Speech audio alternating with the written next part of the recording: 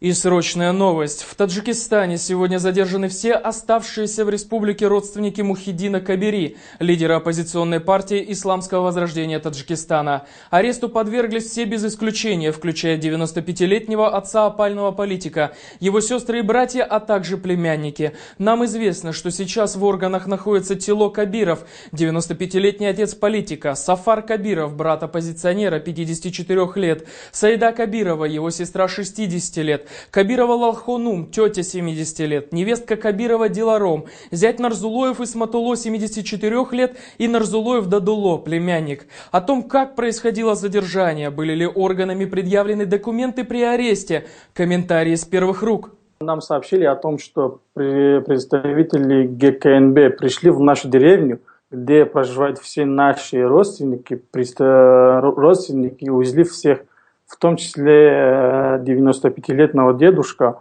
в непонятном направлении. Нам неизвестна причина столь необдуманных и провокационных действий сотрудников правоохранительных органов.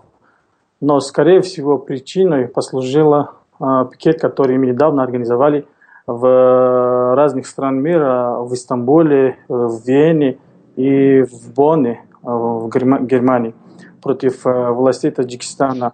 Давление, особенно после парламентских выборов, но такое событие, когда без никаких санкций прокуратура или суда вторгаются в дом и в буквальном смысле похищают членов семьи, мы видим впервые.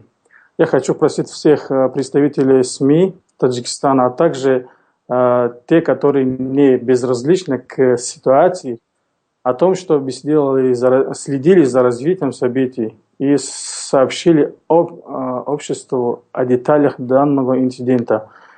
У нас нет никаких связей с семьей, с родственниками, насколько все задержаны.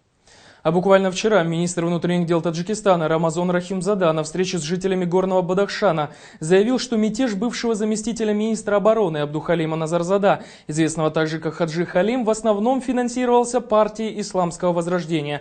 Именно запрещенная ПИФТ, по словам чиновника, профинансировала и руководила нападениями в Душанбе и Вахдате, которые произошли 4 сентября. Министр Рахимзада сообщил, что нападения были подавлены, а их исполнители были обезврежены и задержаны в короткие сроки только при содействии населения. Народ тесно взаимодействовал с правоохранительными органами, вставал на сторону правительства Таджикистана, в результате чего события длились 10-12 дней, а террористическая группировка была обезврежена, сказал он.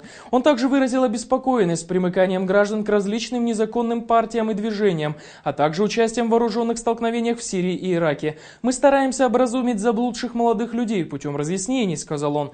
Глава МВД отметил, что сейчас в вооруженных противостояниях в других странах участвует свыше 600 граждан Таджикистана. Он добавил, что 50 граждан страны после проведения разъяснительных работ добровольно вернулись на родину.